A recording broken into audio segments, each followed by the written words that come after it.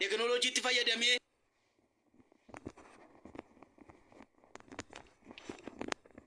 wantoota garaagaraatti fayyadamee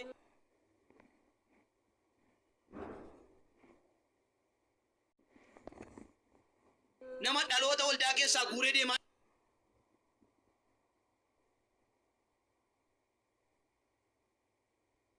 jira. Ati adda baasii beeki.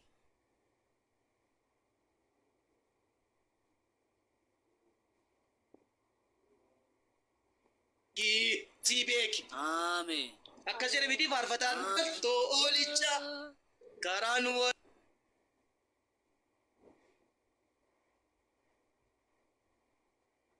waliin ga'u waaqessu maaliif akka finnu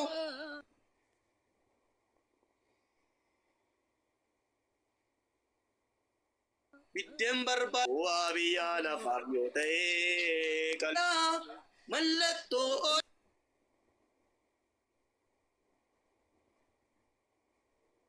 oolicha karaan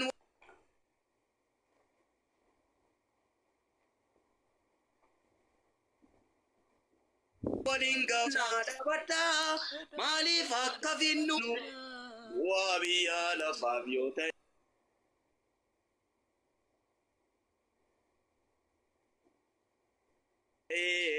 qalbii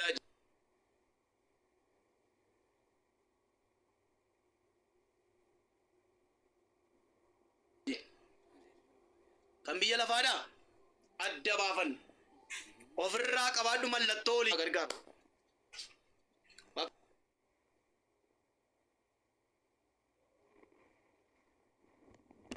Waaqayyo guddaa sinaa garuu afuu yoo barbaadde ajaja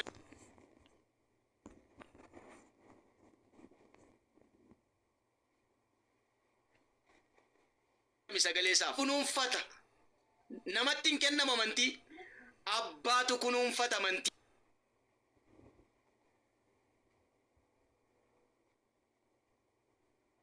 isaa jedha miti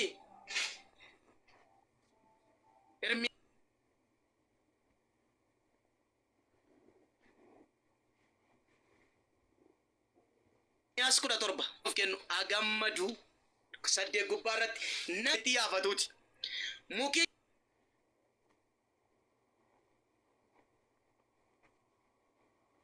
waa'ee yommuu dhufu irraa jalqabi.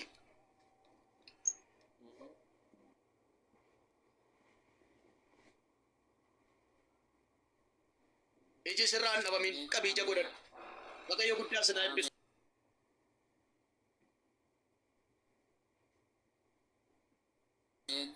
እግዚአብሔር ጭር ጸሎት ከመጸለይ በፊት ከተገባባ ከደቹ ኪያ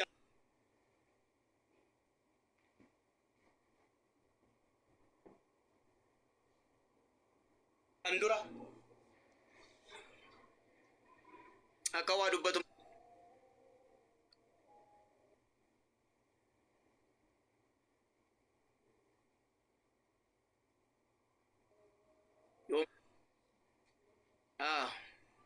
እግዚአብሔር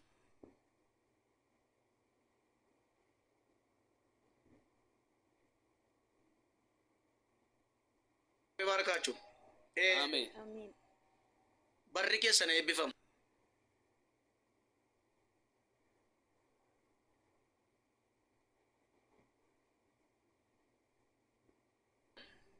Lamatti baa warri fayyitan qofti. Waamicha godhaa sumaanii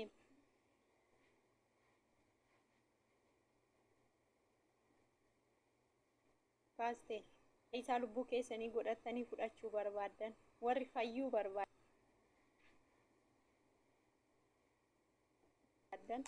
Kiristoosiin akkasumas immootuma amantaa kana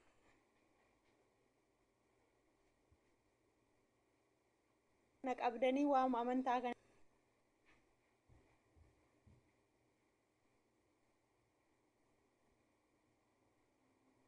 dhiistanii gosa tokko barreeffadhaa isiniif haa kadhatamu. Gidduu galuuf of kolchaa.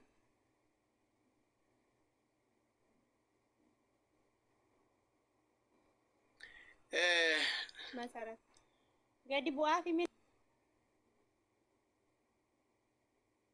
namni tokko gadhu Eeshi warri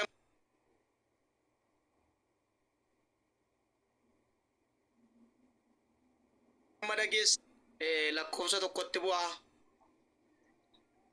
haala adda addaatiin kan fagaattanii yoo jiraattanii nagaan dhufte.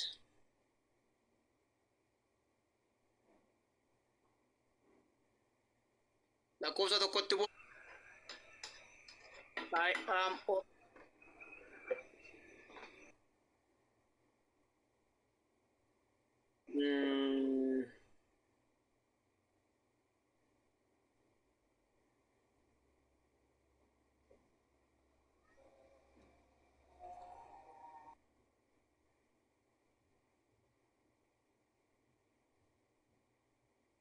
Bagana maaliif ol baate?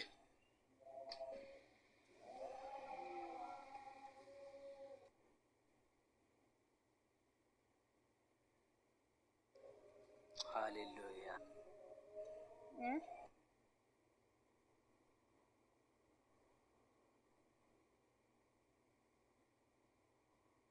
Egaan waaqayyo Eh, baadhee jira.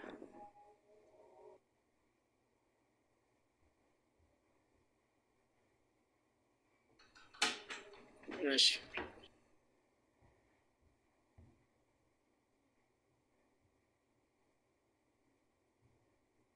kookee Ani fayyeera kan jedhu saniif isheen haadha beeka. Warri fayyitan lakkoofsa lama. Follow godhaa.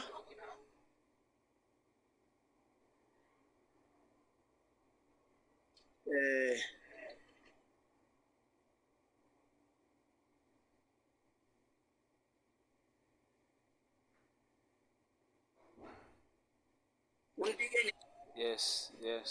fayyaa hin qabnu sababa ta'eefi hundumti keenya yoo qalbii jijjiirranna har'a.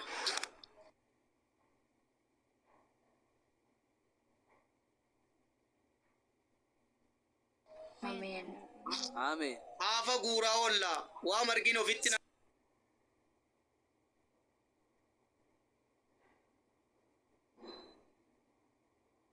naqaa oolla akka sagalee kanaatti jiraachuudhaa fi hundumtuu qalbii jijjiirradhaa guuni tokkotu galee jira jijjiirradhu qalbii. Ameen. Egaa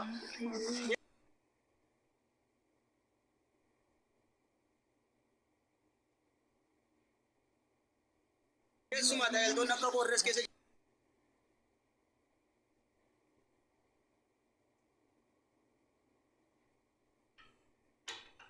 jirtan qalbii kanulle sooda qaalu itti deebii yaada garaa keessanii geddaradhaa.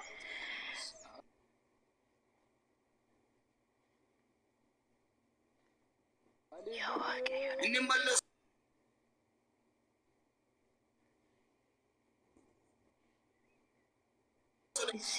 Gorfamnaati nu gorsi gorfamnaati nutti laataini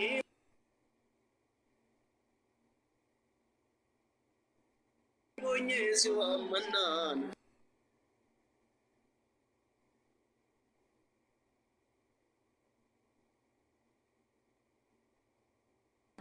Kaini bonyeessu ammanaan jalaan adii galuuni.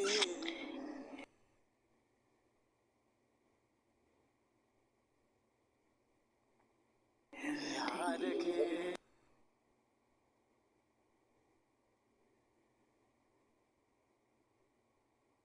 Yaada kee. hin baree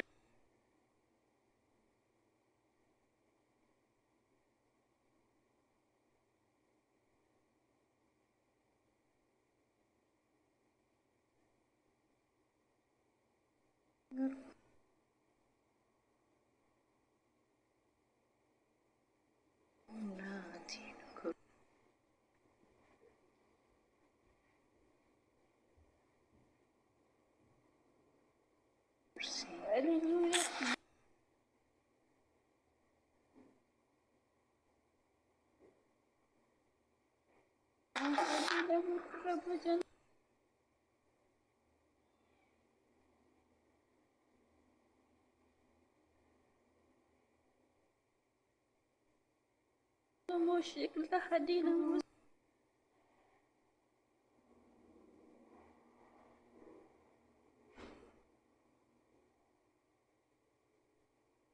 سيدي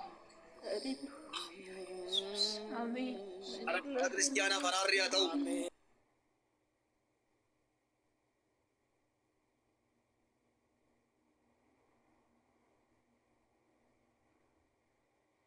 Tajaajiltoota daballeen isinii yakkinii baaramteetti sababii koof dhaloonni du'aniiru.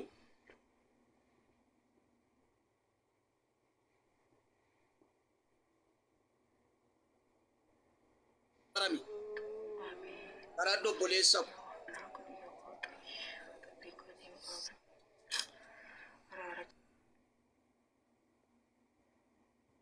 Oda biyya lafaa ta'ee ana dura dhaabbatu barbaadeen ture. Garuu nama tokkollee hin arganneedha.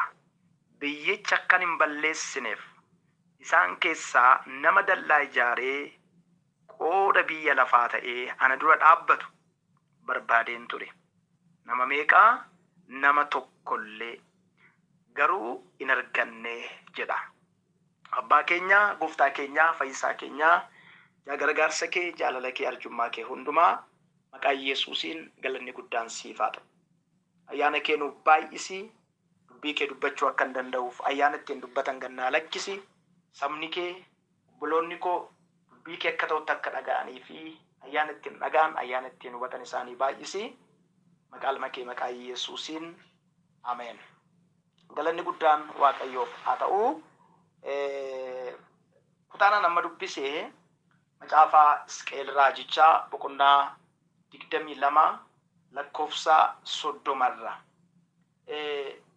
yaadattu yoo ta'e guyyaa lamaan dura I think gaafa kamisaa sagalee nama jijjiiramaa ta'uu yookaan immoo nama jijjiirama fidu ta'uu kan jedhu Hafuurri qulqulluun waan bal'aa nu barsiisee ture.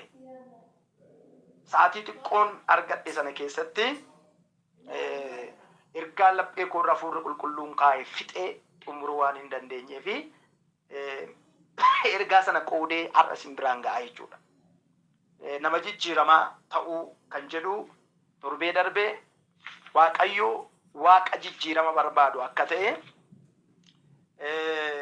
lafa kana irratti Waaqayyo guyyaadhaa guyyaatti jijjiirama fidaa akka inni jiru, jijjiirama fiduu akka inni barbaadu, ofii isaatiifis Waaqa jijjiiramaa akka ta'e, amma wanti hundumtuu raawwatee haaraa ta'utti yookaan abdiin wanti hundumtuu haaraa ta'uu, lafti haaraa, samiin haaraa, ni dubbiin Waaqayyoo mul'ata Yohaannis boqonnaa 21 lakkoofsa 5 irratti nutti dubbatu sun amma inni ta'utti Waaqayyo karaa garaa garaatiin lafa kana irratti, dhaloota irratti, nama irratti jijjiirama adda addaa fidaa akka jiru, fiduufis akka jiru, fiduu akka barbaadu waa'ee jijjiiramaa walii wajjiniin ilaaluu yaallee turre.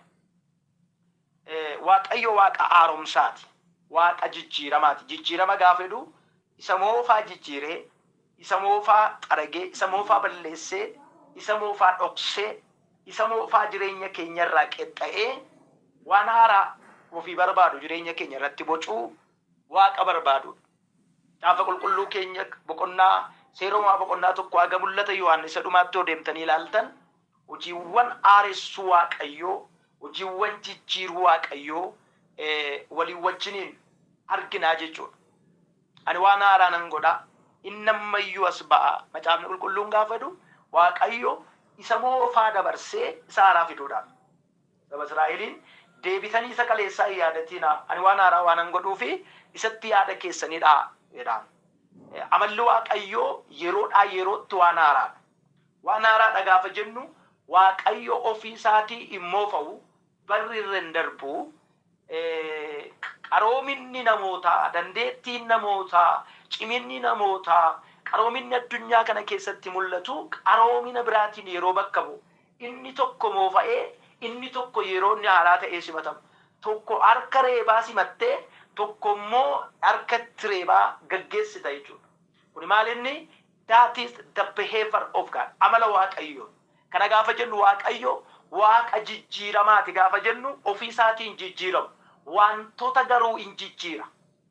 Beekumsa namaa hin jijjiira, qaroomina namaa hin jijjiira, argannoo namaa hin jijjiira, cimina namaa hin jijjiira, dadhabina namaa hin jijjiira. Wanti Waaqayyo hin jijjiirre lafa kanarratti hin jiru. Lafa kanarra kan jiru wanti hundumtuu hin jijjiiramu. For example, dhalli namaa gaafa garaa haadha isaatii keessatti